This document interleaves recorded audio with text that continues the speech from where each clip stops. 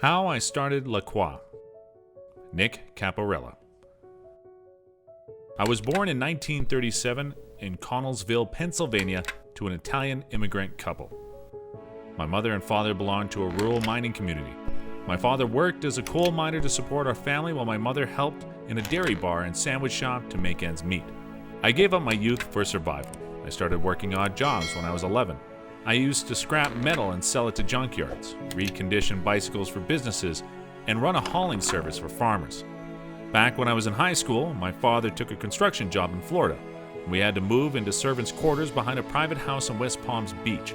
My parents had saved enough to buy a charming home, but when they needed a second mortgage, I had to step in and assume responsibility for it. When I was 22, I was earning $1 an hour as an oiler in southern Florida. During the same job, I met a man selling a $9,000 excavating machine used in construction site preparation. So I convinced him to sell it to me for $250 down payment, which was my entire savings. I opened my construction firm and worked day and night for 2 years. There was a time when a long rainy season could throw my company away for bankruptcy. But I kept going because you can't say can't and succeed in life. Soon I landed a contract in Puerto Rico and moved with my family. The business thrived and I moved on with my life. My second company was a small sand and gravel company, but I couldn't remain in Puerto Rico for long, so I went on with my life. I sold my Puerto Rican enterprise and retired as a millionaire. I was not always a millionaire when I retired in Puerto Rico. Whatever I received was the outcome of 19 years of constant struggle. I was able to form a firm in Florida, naming it Caporella & Sons, in honor of my father and his struggles for my family. He made Caporella & Sons Florida's largest site preparation company.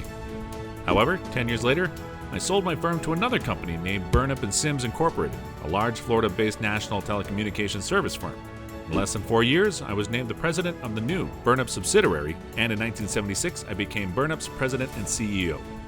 During my time at Burnup & Sims Incorporated, I started getting the lay of the land, observed businesses struggling and thriving in the great state of Florida. Though I was enjoying a lucrative position, I often wondered, what's greater in life? Is this the American dream everyone strives for?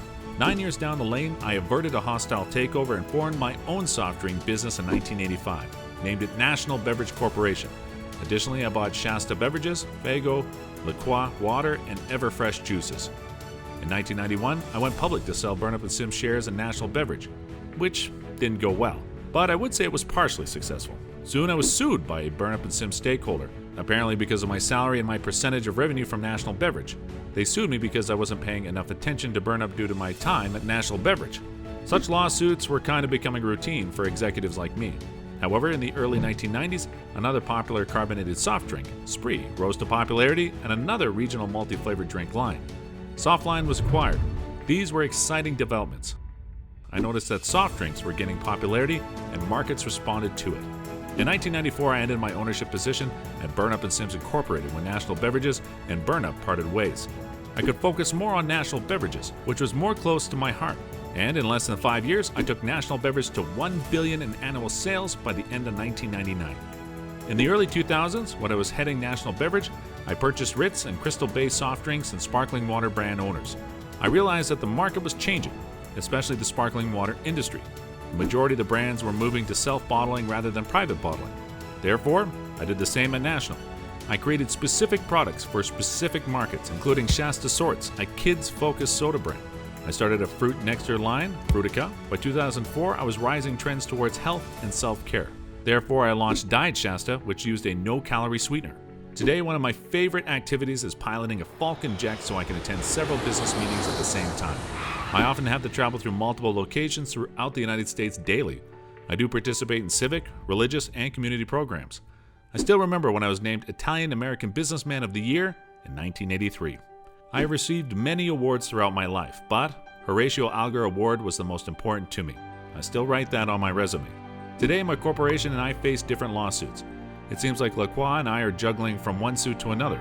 There was this employee once who claimed that LaCroix going BPA-free was a premature announcement. Sooner or later, I was hit with sexual harassment allegations. It didn't end there. LaCroix was then claimed to be not 100% pure. When I look back at my entrepreneurship journey, it seems like a never-ending process. For me, an entrepreneur must possess 4 qualities: self-confidence, perseverance, compassion, and desire. My life is a classic example of the fact that if you don't want something badly enough, you aren't going to get it. I like to believe that pride and joy can be taken from your accomplishments, but you can't rest for long.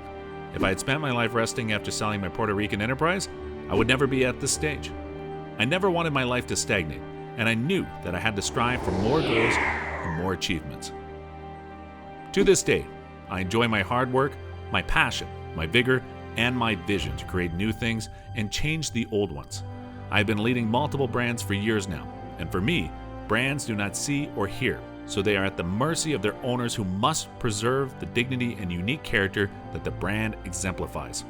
My name is Nick Caparella, the Chief Executive Officer of National Beverage, owner of Corporate Management Advisors Incorporated, creator of Caparella Sons, and founder of your favorite drink, LaCroix.